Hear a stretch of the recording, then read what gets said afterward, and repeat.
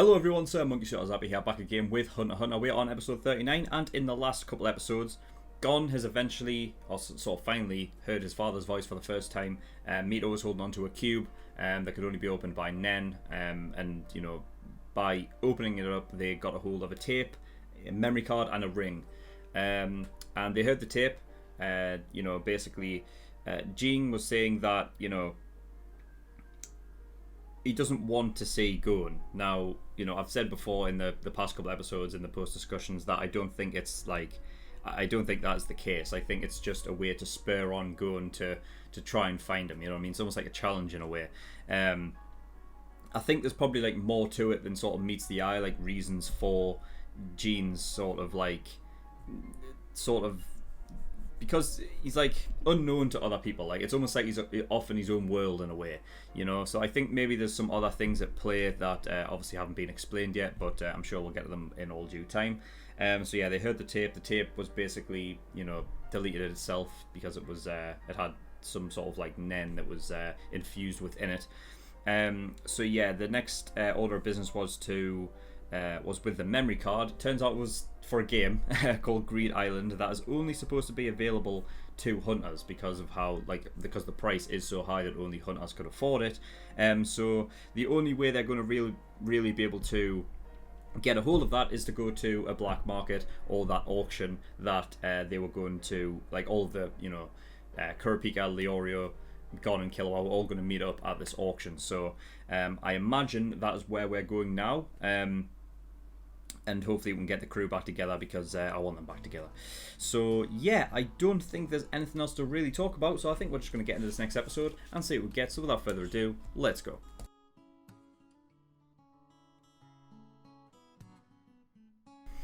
Okay, episode 39. Alright, so yeah, we're basically got... I remember like a few episodes ago I was talking about like how I wish I could see Kurapika sort of like in his training a bit. So I think we got that here, like where we were caught up to speed, right? Because by the time Wing had essentially graduated Gon and Killua, he had said that Kurapika was had already graduated himself as well. So yeah, like it's nice to be able like to sort of see like in a quick succession, obviously. Getting caught up to speed with Kurapika and what he was doing during the exact same time. But yeah, I mean, I could have sworn in the opening, right? Now I've seen later on, like I mentioned during the reaction, I didn't catch the silhouettes in the background until it got to the emitters, and by that point, obviously. The conjurers had already gone, so I didn't catch that Kurapika was also there. But I mean, you can see like in the background, that person to the right has got the same as Kurapika's hair. I suppose like that's what Kurapika's hair looked like when it was shorter, but I don't know. I thought it was that, but yeah, you can see him obviously in the conjurer there, and like his side profile. Another one I caught is that fucking Leo is an emitter, so that's pretty cool. I mean, I guess it's nice for him to sort of. I think it's probably the best one that he could have got because being an emitter allowing him to sort of like propel his aura, like if he manages to, practice with that and train that up, then it becomes like something that can actually help in terms of. Like in physical sort of bouts with other people and stuff, because he's not really one to be the sort of the straight up fighter. He's more of like a medic anyway, so I think having being that person who's able to fire from range is a good one for him. So yeah, that's interesting. So yeah, we've got an interesting sort of look at the how akin to the other classes or the other skills you are, depending on which skill you currently have. So that it seems to go in like 20% increments, and aside from specialist, that just stays at 0 regardless if you're not a specialist.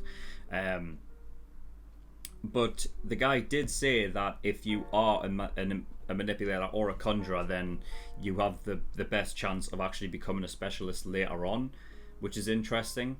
Although that can only be achieved. He said through like extreme conditions, and he also said something else, which I'm interested to see. Like, I'm interested to see what the other one he did say, because I didn't quite pick up on it when it was reading through.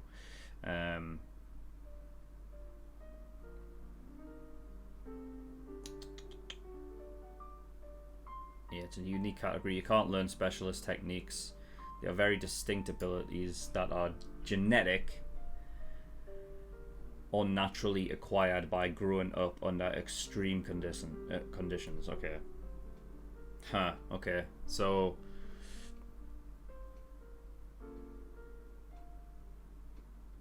I guess the sort of...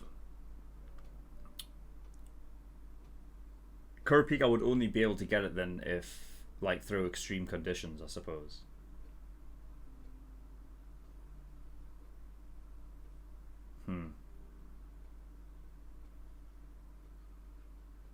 So it would have been a good chance for almost like someone like Killua to actually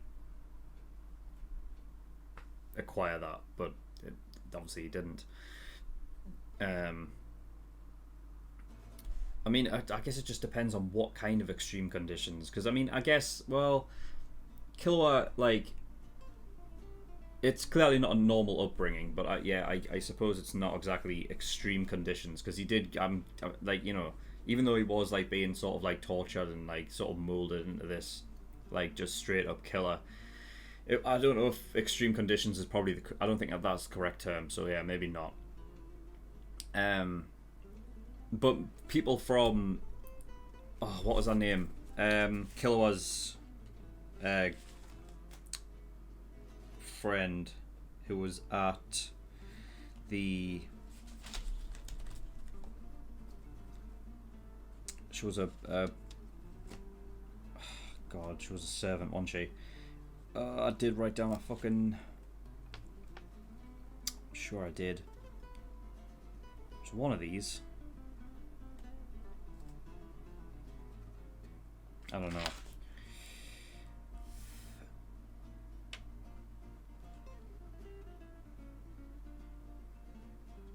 Oh god, I don't know. I keep coming back to this like one page where it's like there's Calico and there's Milky. You know what I mean? I'm sure I should. I could have sworn I wrote it down, but I don't know. You know who I'm talking about though. She said that she was from a specific area that was like really, like bad and sort of underground and stuff. You know what I mean? Like low society shit, which is where apparently the Phantom trope is, like, you know, like that's the kind of shit, like that's where they would be, you know, most likely to sort of habit, right? So yeah, I mean, that's the thing as well. Back to the silhouette sort of in the background there, the specialist came up with two, and I'm pretty sure one of them is the guy who's supposed to be like the head of the Phantom troop.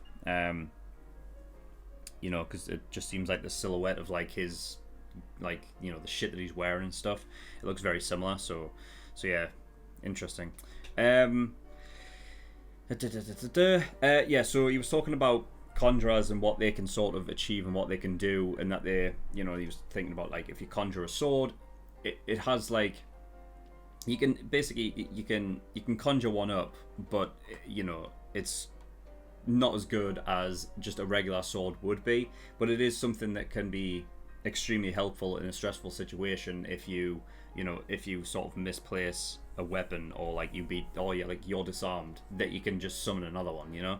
And I said during the reaction, it's like Shearer from Fate, because he's pretty much in the exact same way, how the weapons themselves aren't as good as the like original, you know what I mean, but they, you know, being able to summon them and at will is a big deal. But I like the fact that he's not even choosing to do swords, and he's going with chains, which is interesting. And I think, you know, I said during reaction, I don't think it's a case of like, I think he wants chains not to chain them up and keep them there, you know what I mean. I think, you know, because yeah, they're breakable, but I think the idea is to keep them incapacitated long enough for him to take them, for him to take them out. I think that's the idea. Because I couldn't think of any other reason, you know what I mean. But yeah, that's definitely interesting. Um, the woman who was like the person who was like on the laptop, like getting, basically giving out the what's the word? Can't think of the fucking word. She was, the one, right? The one that was talking to Kurpik anyway. So yeah, she mentioned that he was doing, that he came back half a year later, which is crazy. It was never something I was actually paying attention to because I felt like, time's just flying by anyway. And I've mentioned that anyway, that just like, like just going from month to month to month, but I haven't like kept a tally of, and like added everything up to a degree, you know what I mean? Like, so I guess all of that time from Heaven's Arena to sort of like now, roughly anyway, was half a year. So yeah, I mean, I thought it wasn't that long, to be fair, but damn. So yeah, we had that woman as well who's able to kiss and then make them their slave. I don't know what that could be, like what kind of nen that could be.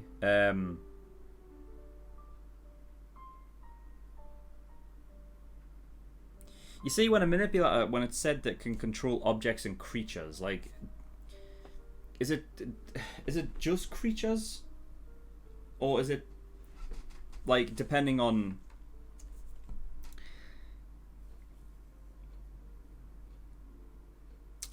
how good you are with it, could you possibly control humans as well? Or maybe it's a thing of like how, like, depending on how much brain power the creature has. You know what I mean? Because when it comes to like controlling creatures, generally in other sort of like, stories, if this kind of thing is a possibility, normally they'll say like, oh, but you can't control humans because they're too in tune with themselves, you know what I mean? Like they're too like sort of intellectual, right? They're like higher intelligence, so it's like, it's not as easy to control them as it would be creatures. I guess it would just make sense, like, controlling some fucking some douchebags that come around and start hitting on a woman, you know what I mean, that basically they're low intelligence, you know what I mean, so she can control them, but maybe like not somebody like Kurapika, I don't know, because I mean, looking at the different things, I don't know what she could have used there that could possibly like make someone their slave other than manipulator. I mean, I suppose specialist as well, but like again, like I don't know the ins and outs of it, so it doesn't really matter, does it? Because it wouldn't be emitter, and it wouldn't be strengthen, wouldn't be like enhance, transmuter. No, I don't think it'd be that. I can only see it being manipulator because I don't know. Can she conjure like? What could you conjure that could make someone a slave? Like, to what degree can you conjure something up? Can you like if you're like a science whiz, right? Like a professor, all right? And you create something. Like, if I was to, like, it's conjuring something up, like, the idea of understanding like the molecular level of something. So it's like with My Hero and Momo, right? She can create stuff, but she needs to like literally understand the molecular like construction of the whole thing in order to construct it, right? So I'm wondering if Conjure thing is the same thing. If like her knowledge to create some kind of, obviously this is stupid, but a love potion, right?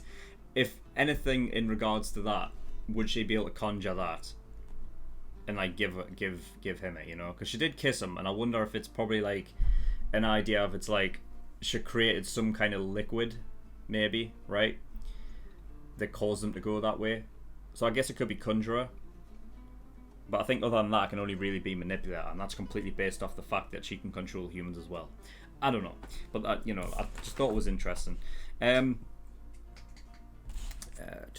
right, where we're next. Yeah, the law with hunters and stuff. This is a question I've had for a while, like, because it seems like hunters are almost above the law in a lot of respects.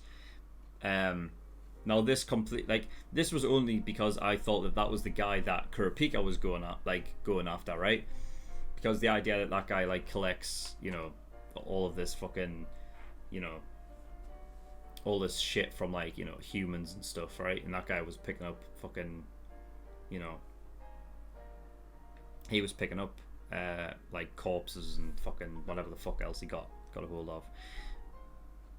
So I thought that was the guy that Kurapika was supposed to go with, but then, straight away, like we figured out that wasn't the case. It was just that we were getting sort of, a little thing with these characters that were going to the same place Kurapika was, and that they are there for the same reason Kurapika is, right? To become like a bodyguard of this fucking of this guy, right? So yeah, interesting. I'm guessing that the guy, the black guy that was there, I'm guessing he's a manipulator because he was like surrounded by animals and stuff, right? And he was talking to someone called Eliza. So I don't know. I'm just gonna write down black guy and then I don't know, somebody Eliza. Because that might come into play later. We don't know. We've got that weird guy with the sort of like, the guy that looks like a beaver. I don't know what the hell his deal is. Because it's almost like, for a second I had to sort of think like, is he like following Kurapika, Because he was the only one that sensed Kurapika's, like heartbeat, and that it was like filled with rage. And then he seems to have this like overly attuned like sort of sense that other people don't have. And then immediately after Kurapika's like done all that thing, that guy goes in and then asks for the same thing, So I don't know. Interesting. Speaking of which, I don't, all of the things that this guy wants, these like rare items and fucking body parts and whatever the fuck else. I hope this doesn't come to a thing where his only way in to follow this, to follow this thing, is to take out his own eye and give it to the guy. You know what I mean? Because all I was thinking was, I just find it interesting that, he's wanting one of these eyeballs, right? And if it comes to a last resort where Kurapika comes away with nothing and he doesn't have anything, and then as a last resort he has to just take out his own eye and give it to him, that'd be crazy. I'm just putting it out there in case it does happen, so that if it does happen I can be like, I fucking knew it. But yeah, that's all I've got written down. So yeah, that is definitely interesting. I'm kind of hoping at some point we'll get to see Leorio. It is definitely interesting seeing Leorio as a like his silhouette behind like emitter like already, because when Wing was going through like, Kurapika's already graduated and whatnot, that it went to Leorio and it just basically said that Leorio was reading books and doing his exam and whatever the fuck, right? But it never ever, like, we haven't seen Leorio in fucking forever, So I've got to wonder, like, who is he talking to that's giving him this Nen information? It's got to be soon, right? Like, we've got to, I don't know, because he has to meet up with him as well. So I don't know. I mean, we'll see. We'll see if he pops up in the next episode, but we won't know until we get there. So yeah, I've got nothing else to say about this episode, but yeah, very, very good, very interesting. So yeah, that is all I've got. So thank you for watching. In the description below, I have links to certain things. One of them is the Discord. If you want any information regarding my content, you can get yourself over there. You can also come talk to the male community as well. And Patreon. So I do have a Patreon. If you do want to support me on there, that'll be very much appreciated. There's a bunch of different tiers and rewards depending on how much you want to support me with. So there's the like early access, $5 a month. Gives you access to shows a week early, and you get 4 episodes of Hunt to Hunt every week. There's the $10 for the full length as well. Again, this is, the actual reaction is full length because I'm still trying to find time to, you know, to, you know, find time to like edit stuff down and stuff like that. But for right now, enjoy the full length as it is. And there's other tiers on there as well that you can look at and see what is there. But that is all. So thank you for watching. I'll see you all next time. Bye bye.